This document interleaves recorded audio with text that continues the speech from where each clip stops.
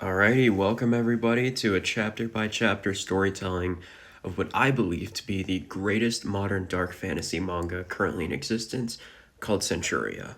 My name's Wis, and I'll be your host as I read this with you guys. It is an ongoing saga, which, as of the time I'm recording this, is 82 chapters and counting, and it's a little bit difficult to explain the plot without avoiding spoilers, so just very briefly, I'll say that this manga beautifully tells the tale of an abused slave boy who grows to discover compassion for the first time and who gains his powers through an unavoidable tragedy. I will admit myself that I am not very well versed in a bunch of manga. I've only read a handful, starting with Hell's Paradise, and that was just last year in 2025. But it's rare for me that a story in general captures my attention from the very first chapter or episode, and yet not even Attack on Titan, one of the greatest pieces of literature that I believe to be in existence, could capture my attention in the first episode. It took me three different watch throughs of the first episode to finally get into Attack on Titan. And yet, Centuria, a manga that I stumbled upon by complete accident, has managed to capture my attention in such a short amount of time. So, before we dive right in, I just want to give you guys a brief introduction, including a vision of how I'm going to be covering each chapter for y'all. And as I mentioned before, there are currently 82 chapters in existence, and new chapters release on Sundays. Not every Sunday, since there are some break weeks thrown into the mix. So what I'm going to try to do is post the first few chapters this week so we can get the meatiest ones out of the way, and then each chapter after that should be roughly 19 to 20 pages each. So I'll do my best to cover about 1 to 2 chapters a day until we catch up. Now, Centuria was written by Toru Koromori-san, who, if you weren't familiar with him, he is an assistant or a former assistant of Tatsuki Fujimoto-san, who is the mangaka for Chainsaw Man. And while he didn't work directly with Fujimoto-san on Chainsaw Man, he did assist him in writing Goodbye Eri, and he also aided Yukinobu Tatsu-san in writing a couple chapters of Dandadan. And Tatsu-san was also a former assistant of Tatsuki Fujimoto-san. So, as we all know with Chainsaw Man, it's better to get attached to the story and not the characters themselves because you never know when they might just disappear. So, fair idea to keep in mind while we're reading this manga, and with that being said, let's dive right in. We open with a young man. This young man right here, whose name is Julian, is our main protagonist, and he gives an introductory monologue. In my entire life, I've never held anything of value in my possession. We cut to Julian here breathing hard after attacking his abusive blacksmith mentor with what seems to be a grindstone, and the man lies on the ground clutching his head, saying, "Ugh, Julian, you bastard." Julian's monologue continues, and he says, "To be a slave means that you're cast out the moment you're born. You are completely denied any sense of honor and personhood, and you are perpetually and violently controlled." And as Julian concludes his narration, we see him with blood on his knuckles seemingly fleeing from the blacksmith compound in which he just was, along with the series opening tagline of "A grand dark fantasy full of thrilling battles begins. Break the shackles and seek freedom." We then cut to this absolutely massive vessel right here sailing the ocean blue with the narration, "Owning anything is forbidden, so you have nothing." It's revealed that aboard this ship, commandeered by a ruthless captain, that there are exactly 100 slaves being transported for some unknown purpose. And this captain engages in dialogue with one of his subordinates as the shackles around the slaves' ankles clank against the weights at their feet. 100 slaves, our biggest shipment yet. "Captain, are we really going through the Alode zone? Many ships have sunk passing through there, you know." And the subordinate pales and shudders, and he's visibly uncomfortable with sailing through such a risky area. And as he continues, "Those waters are cursed, I tell ya. Legend has it that there's some sort of mythical beast residing there and that it hungers for sacrifices." And the captain doesn't seem too bothered by it, and he responds ominously with, "Relax. We're just passing by the edge of it. Quit spewing nonsense, you superstitious fool. That area is so dangerous that not even warships or pirates dare approach its waters. But this means no one to spot us, perfectly suitable for our needs." And it's at this point that another crewmate discovers the stowaway aboard the ship, that being none other than our main boy, Julian himself, having fled from his blacksmith master. "Captain, we found a stowaway." "Hmm?" "Julian, Despite being tied up, having 5 swords pointed directly at his chest, and having blood and water cascading down his face, remains calm, keeping a poker face in the presence of danger.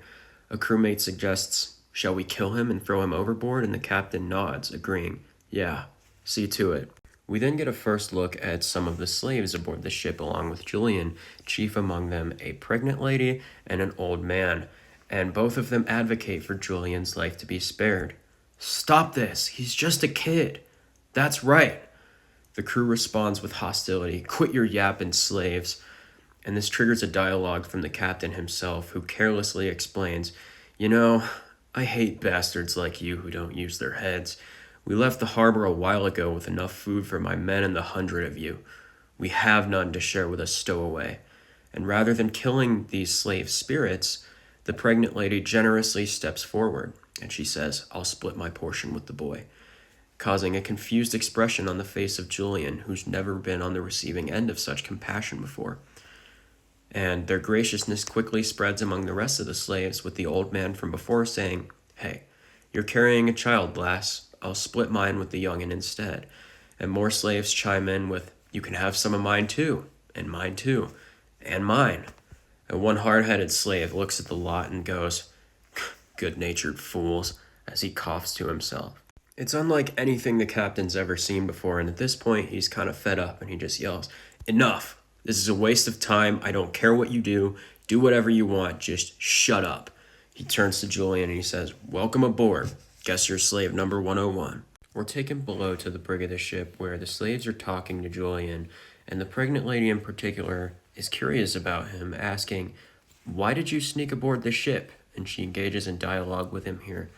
"I heard you can earn a living if you go to the continent," he replies.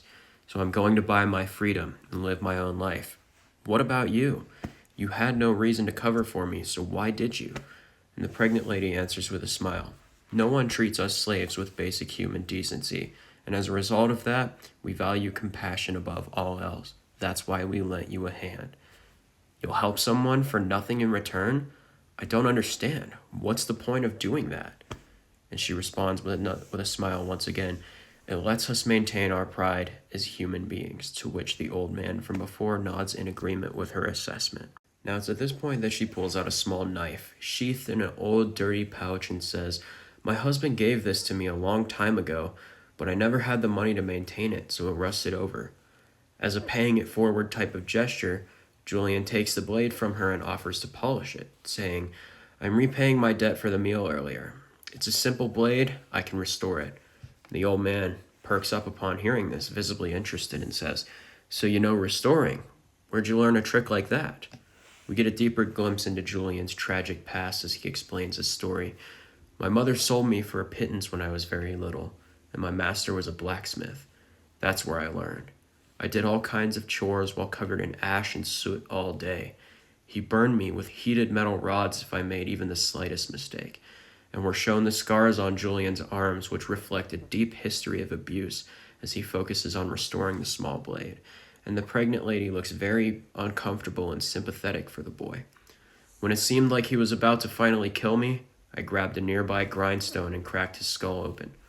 The slaves are shocked by this revelation, and it gives us some insight into Julian's fractured sense of morality, never having received compassion and not understanding what is morally right and wrong because of it. And he looks down and he admits his pain out loud. "I've never been treated with compassion before, not by anyone, not by my own mother, so I haven't the first clue about anything like that." He hands the polished blade over to the pregnant lady, who looks visibly distressed by this newfound information.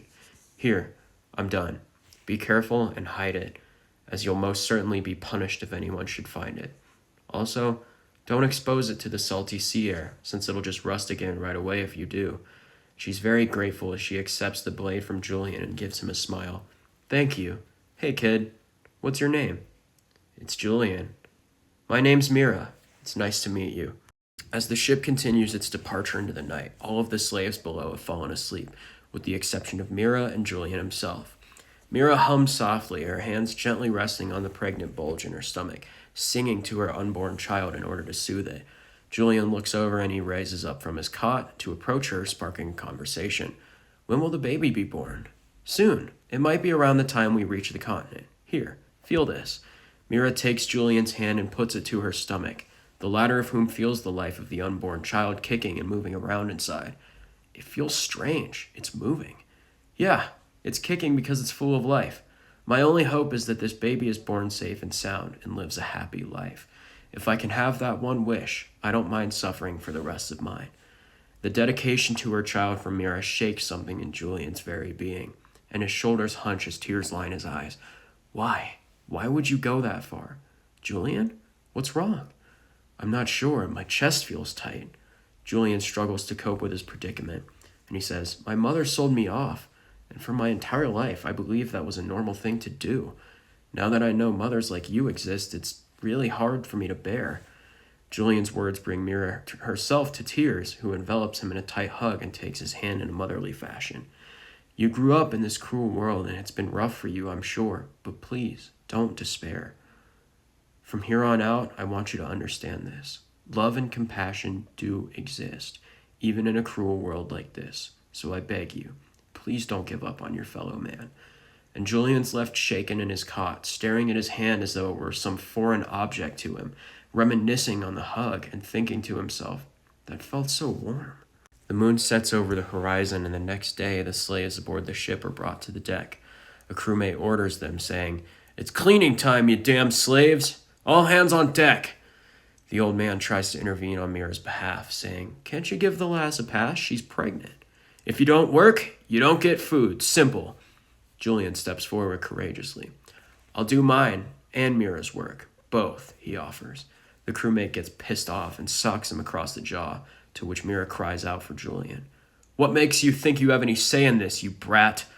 This doesn't deter Julian, who stares defiantly up at the crewmate. Let me do the job. I can work a lot harder than an expectant pregnant woman. The crewmate threatens him as he leaves. Ha! Suit yourself, you damn virtuous punk. But if you half-ass the job, I'll kill you. Mira touches Julian's face gently as they begin a dialogue. Julian, are you all right? Why are you... Hey, if you have a safe delivery, you'll be happy, right? So I want you to rest. Take care of your child.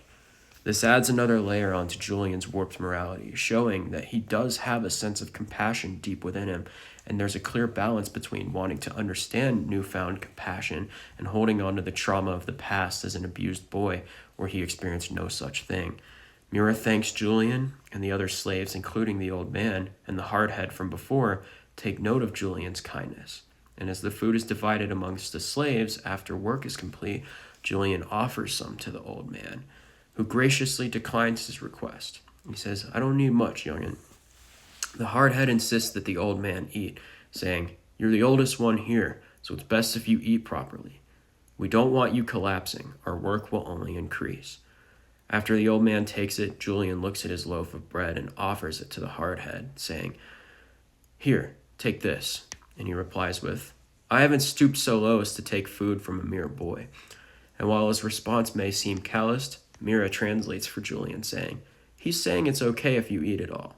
Even in the most trying of times, a person's true colors are revealed, and while he may be a hardhead, he's one of us at heart as well. Night falls over the ship again, and once more neither Julian nor Mira are asleep. Mira hums to her unborn child. Can't sleep? Julian asks. I get nauseous if I lie down. I get more rest if I sit upright and take it easy, she responds. And even as she says this, Mira looks incredibly weary. Carrying a child must be tough, Julian replies. You know, you're amazing, Mira. A pensive expression crosses her face. It's the first time someone has ever praised me like that so wholeheartedly, but I don't think I deserve it. I'm not as amazing of a mother as you believe me to be. And Julian is naturally confused by this. But she cups his cheek and continues. I had a son about your age, but he was killed by slave traders. He died while trying to protect me and my baby. I'm a mother who couldn't even save her own son. To this day, I clearly remember his smile still.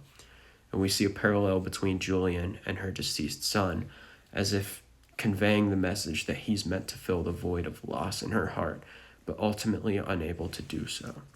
She goes on to say, I know I'm a failure as a mother, but even so, I want this child to be born safely because my son gave his life to make that future possible. A very anxious Mira continues her monologue. I can't shake this feeling of anxiety, though. If my baby were born into such a cruel world as this, would it even find happiness? Julian, who feels a growing sense of compassion blossoming in his heart, gently touches Mira's face with concern and care in his eyes as he begins a dialogue. Parents mean the whole world to children. I can tell how much you love your baby, Mira, so I'm sure the baby, who you love so dearly, will find happiness. I'm praying for their happiness too. Julian, thank you. Mira is moved to tears as Julian embraces her. Now, Julian thinks to himself the next day, there's something I realized aboard this ship. A mother doesn't just cherish her child because she's a mother.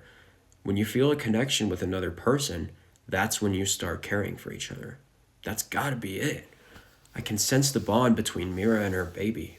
Because I was sold off by my own mother, I never once experienced that irreplaceable bond that you're supposed to have between a mother and her child. Julian's expression hardens with pain and loneliness as he thinks to himself, maybe I'll never be able to make that sort of connection for as long as I live. That thought frightens me. As night falls once more, the slaves continue their cleaning duties. The hardhead and the old man speak to a crewmate. The sun's down.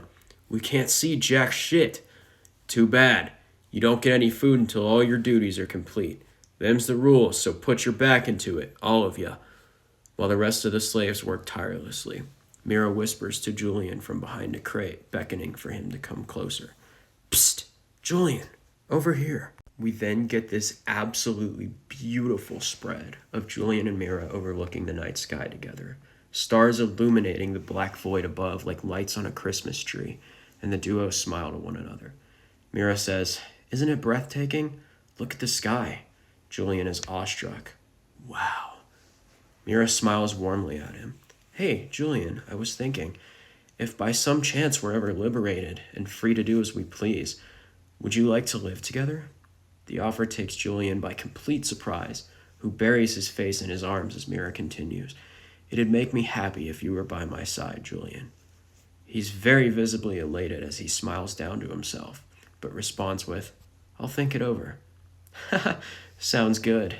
Julian thanks Mira wholeheartedly, and all of the slaves fall asleep peacefully in the brig, with Julian curled tightly in Mira's arms. We cut to a raging storm brewing amidst the starry landscape. It's a vast contrast to the beauty we just saw in the few panels before. Captain! We're getting swept up by the current! We've been pulled into the Allode! The crew's worst fears are realized as the captain panics. What? How can that be? I specifically routed us away from this shit. We aren't even close to where we should be on the map. A terrified crewmate engages in dialogue with him. Something's trying to pull us in. Something that lives here. Nonsense. We'll be in the clear if we lighten the load. We'll carry out our plan here. All hands on deck. The old man is the first to speak among the slaves, and he's confused as to why they've been awoken at such a late hour. Do you really need all of us for ship maintenance? The captain scoffs. Don't be ridiculous, you old goat. My crew is more than enough to manage this ship. And much to the old man's confusion, he says, Then why'd you call for us? Before we get this panel of a crewmate impaling the old man through the chest from behind, a cruel smile on his face as he does so, and blood pours from the old man's lips, leaving Julian and the rest of the slaves shocked and frozen in abject horror. No! Julian cries as the old man falls lifelessly to the floor. Mira panics and turns to the captain. What on earth are you doing? And the captain, completely unbothered by the loss of a life, replies coldly, I told you before, scum who go about their day without a single thought in their head are the kind of people that piss me off the most. I despise them. The sick, the children, the elderly, pregnant women. The dying old man implores the survivors to run as the captain steps on him. You're all worthless, a flock of sheep who can only provide unsatisfactory work. I bought all of you for a cheap sum. You're all nothing more than defective goods that no one asked for. But if there would be an accident, that's a different story.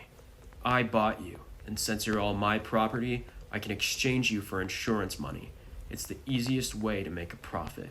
Not even military ships dare to travel these seas, so there's no risk of any witnesses when I dispose of you filth. The old man screams a command to run, but to no avail. As the slaves run away, screaming in terror for their lives, the captain cackles cruelly and grins. Come now, use your damn brains for once in your lives, you monkeys. Where are you gonna run to with shackles on your feet? In the middle of the ocean. Damn fools, slaughter every last one and toss them overboard. The hard-headed slave finds Julian. Kid, duck and get behind me. Go find He's cut off as a blade pierces him directly through the chest. Ugh! Shit! Another slave is shown with a metal rod being punctured into his neck, and Julian begins to panic. No! Stop! Please! The screams of the dying slaves fill the air, and as one of them cries, Get to the boats! Only to be pierced through the heart and killed instantly. We cut to a scene straight out of a horror movie to find every single slave aboard the ship massacred in brutal fashion, with the sole exceptions of Mira and Julian, who cradle each other fearfully in the corner. Each body is dumped callously into the ocean, some floating while others sink to the bottom. The captain begins another monologue. Honestly, I'm impressed. Every last one of those worthless pieces of shit protected the woman and the kid. Well, tried and failed, I guess. All of you are just scum, expendable, a worthless lot who could never amount to anything. Earning me some money is the best use of your pathetic lives. The captain then gives an order. Go on. Kill them and toss them into the sea. Aye, aye, sir. Something looms beneath the ship as the sailors panic. Captain, something's off. I can't move my body. What? Mira and Julian look up to see raindrops falling from the sky, but they're frozen, suspended in midair. What? The captain panics. That's not possible.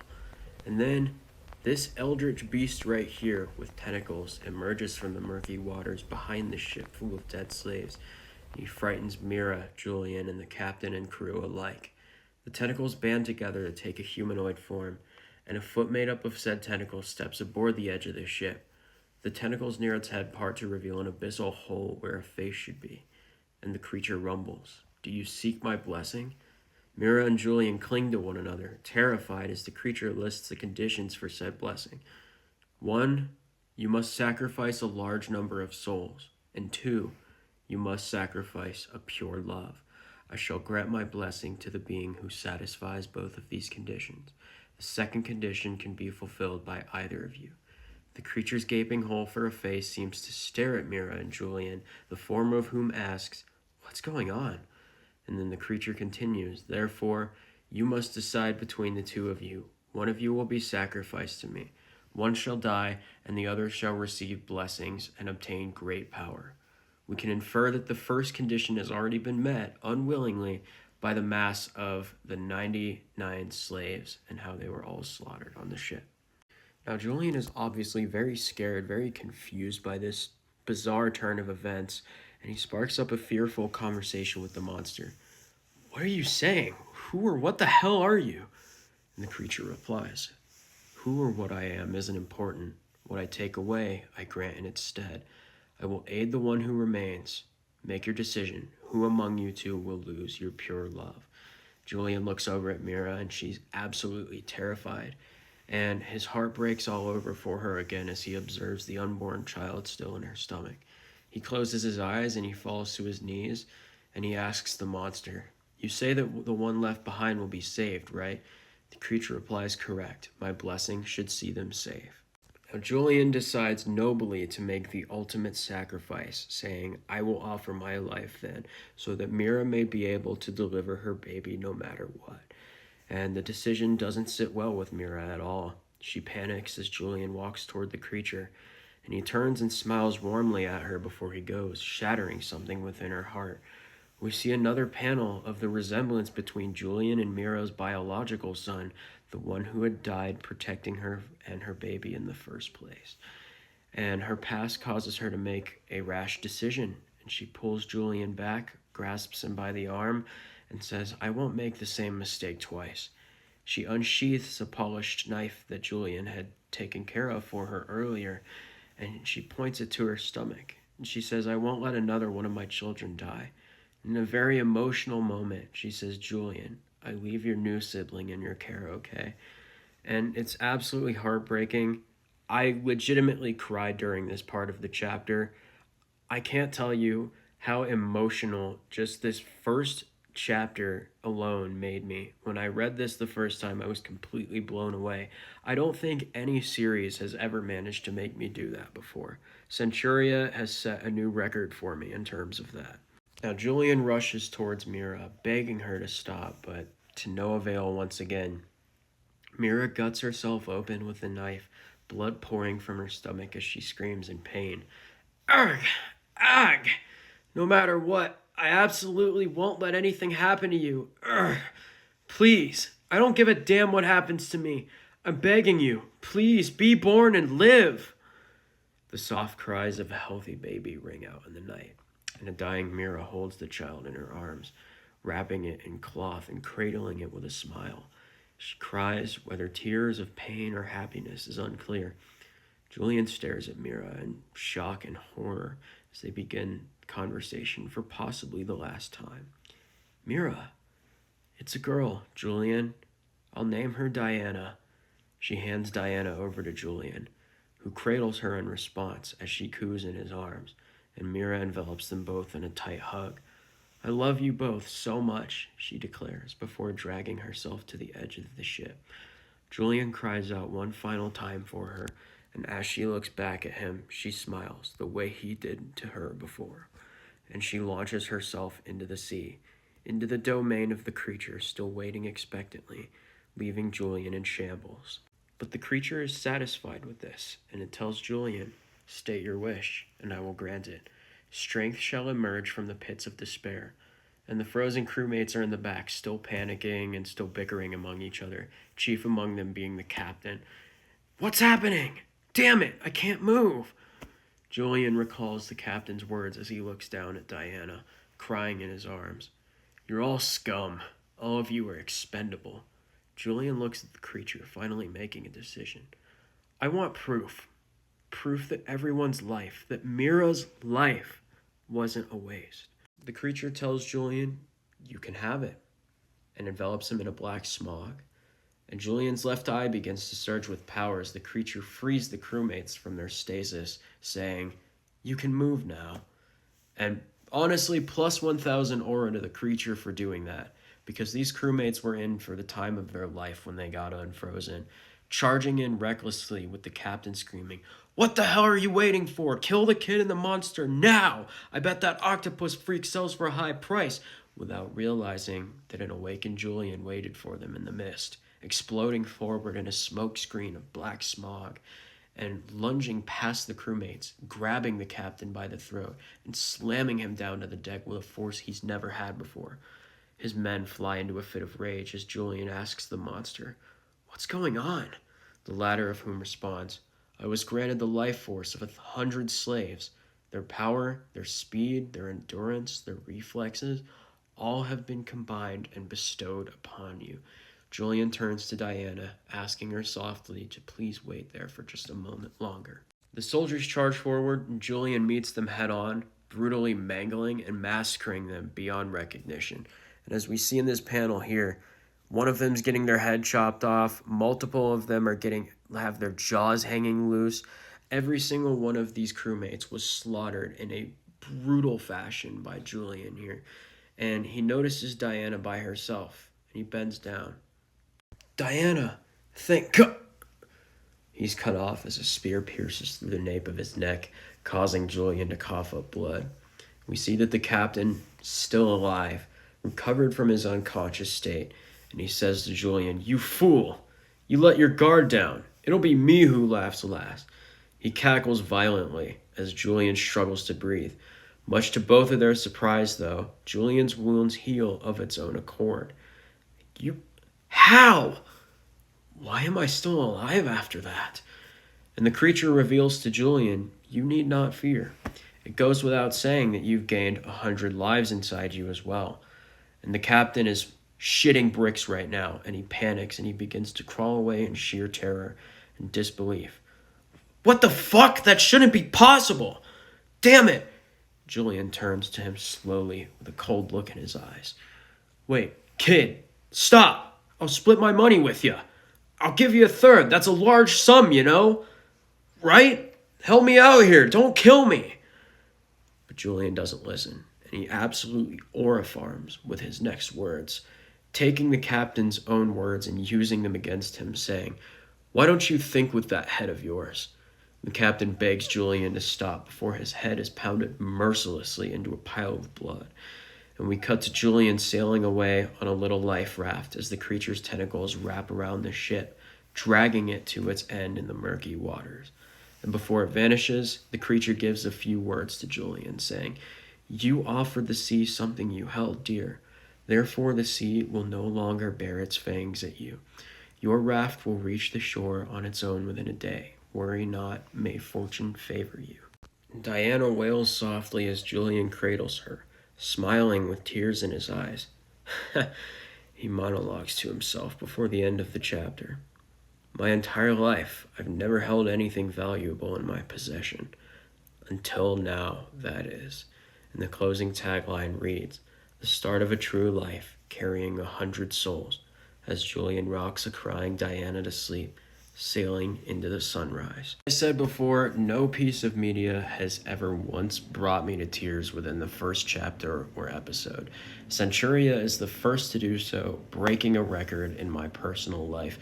Mira's sacrifice will never not get me emotional, and the parallel between Julian and her deceased son, with Mira saving Julian from sacrificing himself and not repeating the same mistake as she did in the past and letting her son die, it's just absolute peak storytelling. And Julian losing his first real mother figure in the very first chapter of the manga, it's just tragic for our boy, you know? He deserves so much better. And the irony isn't lost there either, right? Julian's real mother walks away scot-free after selling him, but the one who actually treated him well, who loved him like a mother, and who cared for him after just knowing him a few days, is killed in front of him and taken away before his very eyes. It's just absolutely tragic for our boy. And again, what a beautiful opening all around. If you were like me, you're probably hyped to see Julian taking care of Diana and what that's going to mean for the series as a whole. It gets so good just from the get-go. From the first chapter, it's already one of the most beautiful, if not the most beautiful, dark fantasy manga I've ever had the pleasure of reading before. So if you got hooked like I did, let me know your thoughts down in the comments below. And if you need a new manga to read, I wholeheartedly recommend Centuria. There's something here for everybody in this series. And again, if you're like me who enjoys a good balance between story, character development, and action, I think it's the perfect manga for you. The end of every single chapter left me on the edge of my seat, and I hope it does the same for you. Thank you guys so much for watching. If you made it this far, God bless you, and have a good night.